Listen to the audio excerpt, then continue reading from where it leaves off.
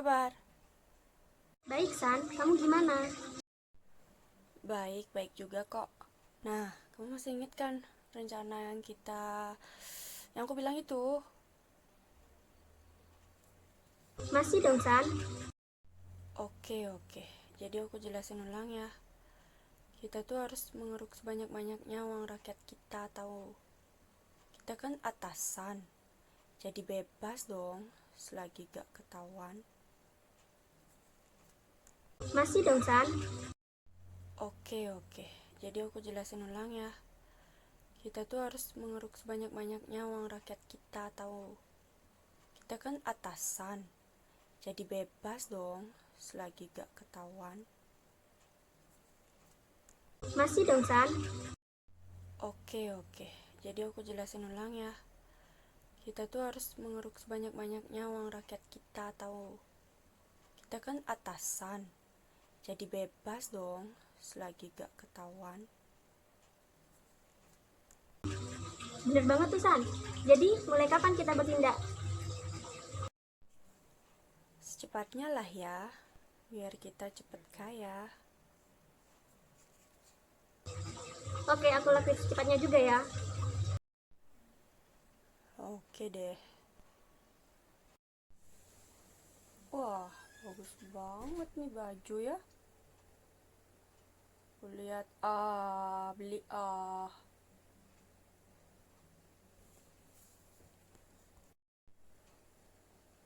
Wah, ada telepon.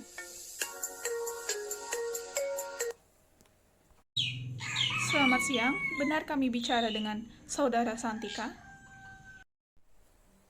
Iya, benar. Ini siapa ya? Sistem deteksi kami telah merekam semua pembicaraan saudara. Ada indikasi komunikasi tidak wajar yang berpotensi merugikan keuangan negara. Saya tidak dapat nelpon dari tadi. Saudara tahu resiko bila melakukan tindakan korupsi?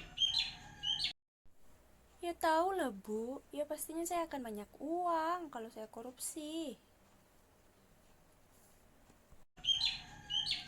Data saudara sudah kami pegang. Bila saudara melanjutkan itikat buruk, kami akan bertindak. Silakan saudara pikirkan baik-baik.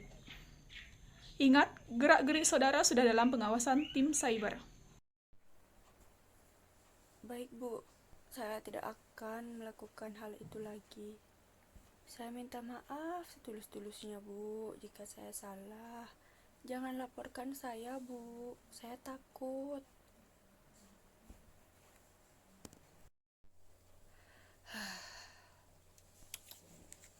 Untung saja ada yang mengingatkan saya. Nah, pemirsa, jangan pernah kalian berniatan sedikit ataupun banyak untuk melakukan tindakan korupsi, karena itu adalah tindakan yang tidak benar. Dan semua tindakan korupsi yang berkaitan dengan korupsi akan berhubungan dengan yang namanya KPK. Kalian tahu nggak sih apa yang dimaksud dengan KPK?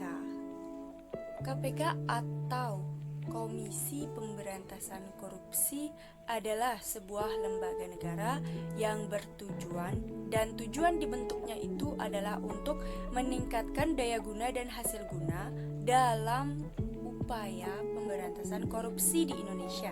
Seperti yang sudah saya jelaskan tadi, saya katakan tadi bahwa teman-teman jangan sedikit ataupun banyak memiliki niatan untuk melakukan tindakan korupsi, karena sebuah tindakan tersebut akan berhubungan dengan KPK.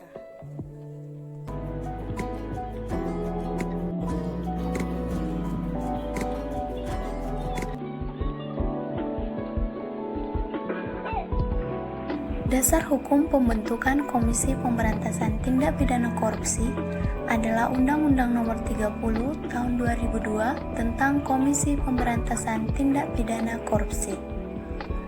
Pada tanggal 27 Desember 2002, Presiden Megawati Soekarno Putri mengesahkan Undang-Undang Nomor 30 Tahun 2002 yang diundangkan di Jakarta pada 27 Desember 2002 oleh Bambang Kusowo dalam Lembaran Negara Republik Indonesia tahun 2002 Nomor 137. Undang-Undang Nomor 30 Tahun 2002 tentang Komisi Pemberantasan Tindak Pidana mengalami perubahan dengan Undang-Undang Nomor 3 Tahun 2010 tentang pencabutan peraturan pemerintah pengganti Undang-Undang Nomor 4 Tahun 2009 tentang perubahan atas Undang-Undang Nomor 30 Tahun 2002 tentang Komisi Pemberantasan Tindak Pidana Korupsi maupun Undang-Undang Nomor 10 Tahun 2015 tentang penetapan peraturan pemerintah pengganti Undang-Undang Nomor 1 Tahun 2015 tentang perubahan Undang-Undang Nomor 30 Tahun 2002 tentang Komisi Pemberantasan Tindak Pidana Korupsi menjadi undang-undang. Dasar Hukum Undang-Undang Nomor 30 Tahun 2002 tentang Komisi Pemberantasan Tindak Pidana Korupsi. 1. Pasal 5 ayat 1 dan Pasal 20 Undang-Undang Dasar Negara Republik Indonesia. Yang kedua, Undang-Undang Nomor 8 Tahun 1981 tentang Hukum Acara Pidana pada Lembaran Negara Republik Indonesia 1981 Nomor 76 Tambahan Lembaran Negara Republik Indonesia Nomor 329. Yang ketiga, Undang-Undang Nomor 28 Tahun 1999 tentang penyelenggara negara yang bersih dan bebas dari korupsi, kolusi, dan nepotisme, seperti pada Lembaran Negara Republik Indonesia tahun 1999 Nomor 75, Tambahan Lembaran Negara Republik Indonesia Nomor 3451. Yang keempat adalah Undang-Undang Nomor 31 Tahun 1999 tentang Pemberantasan Tindak Pidana Korupsi, seperti pada Lembaran Negara Republik Indonesia tahun 2001 Nomor 134, Tambahan Lembaran Negara Republik Indonesia Nomor 4150. Tugas pokok dan fungsi KPK. Fungsi dan tugas KPK adalah sebagai berikut. 1. Koordinasi dengan instansi yang berwenang melakukan pemberantasan tindak pidana korupsi. 2. Supervisi terhadap instansi yang berwenang melakukan pemberantasan tindak pidana korupsi. 3. Melakukan penyelidikan, penyidikan, dan penuntutan terhadap tindak pidana korupsi. 4. Melakukan tindakan-tindakan pencegahan tindak pidana korupsi dan melakukan monitor terhadap penyelenggaraan pemerintahan negara. Wewenang KPK, Komisi Pemberantasan Korupsi berwenang sebagai berikut. 1. Mengkoordinasikan penyelidikan, penyidikan, dan penuntutan tindak pidana korupsi. 2. Menetapkan sistem pelaporan dalam kegiatan pemberantasan tindak pidana korupsi. 3. Meminta informasi tentang kegiatan pemberantasan tindak pidana korupsi kepada instansi yang terkait. 4. Melaksanakan dengan pendapat atau pertemuan dengan instansi yang berwenang melakukan pemberantasan tindak pidana korupsi. Dan 5. Meminta laporan instansi terkait mengenai pencegahan tindak pidana korupsi. Sifat organisasi yang khas dari KPK. KPK bersifat independen dan bebas dari pengaruh kekuasaan manapun dalam melaksanakan tugas dan wewenangnya. Dalam pelaksanaan tugasnya, KPK berpedoman kepada 5 asas, yaitu 1. Kepastian hukum. Kepastian hukum adalah asas dalam negara hukum yang mengutamakan landasan ketentuan peraturan perundang-undangan, kepatutan, dan keadilan dalam setiap kebijakan penyelenggaraan pemerintahan. 2. Keterbukaan. Asas yang membuka diri terhadap hak masyarakat untuk memperoleh informasi yang benar, jujur, dan tidak diskriminatif tentang penyelenggaraan negara dengan tetap memperhatikan perlindungan atas hak asasi pribadi, golongan, dan rahasia. 3. Akuntabilitas. Asas yang menentukan bahwa setiap kegiatan dan hasil akhir dari kegiatan penyelenggaraan negara harus dapat dipertanggungjawabkan kepada masyarakat atau rakyat sebagai pemegang kedaulatan tertinggi negara, sesuai dengan ketentuan peraturan perundang-undangan yang berlaku. 4. Kepentingan umum.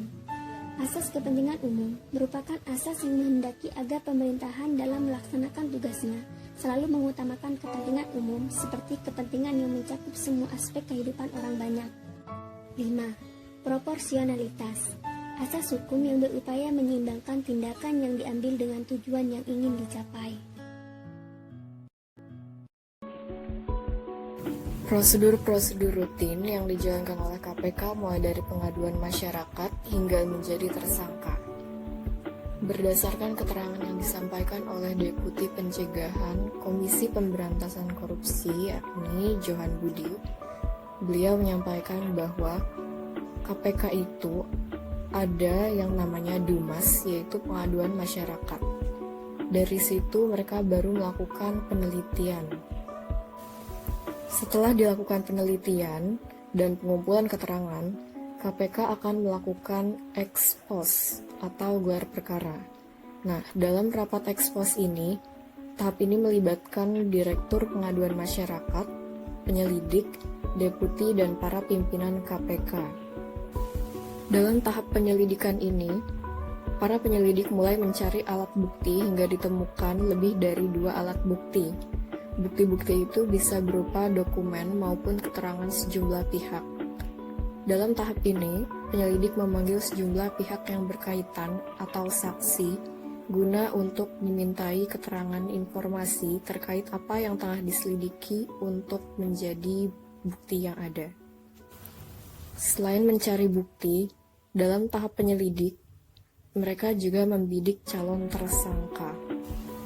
Berdasarkan ketentuan pasal 44 Undang-Undang Nomor 30 Tahun 2002 tentang KPK, yaitu mengacu pada ayat 1, menyebutkan bahwa jika penyelidik dalam melakukan penyelidikan menemukan bukti permulaan yang cukup adanya dugaan tindak pidana korupsi, dalam waktu paling lambat 7 hari kerja terhitung sejak tanggal ditemukan permulaan yang cukup tersebut, penyelidik melaporkan kepada KPK.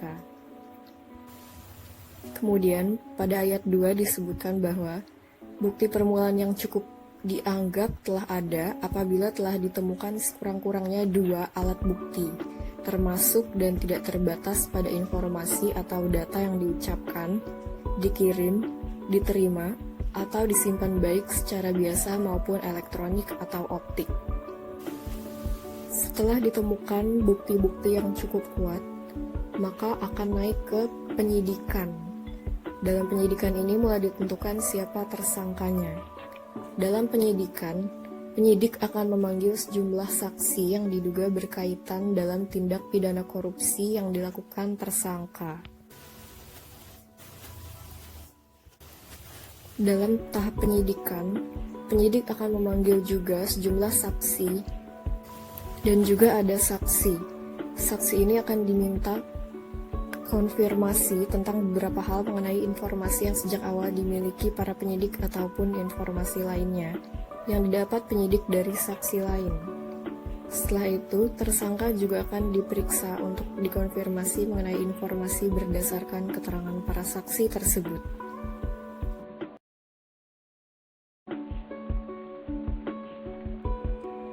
Bentuk-bentuk tindakan pidana korupsi yang merugikan keuangan negara baik secara langsung maupun tidak langsung.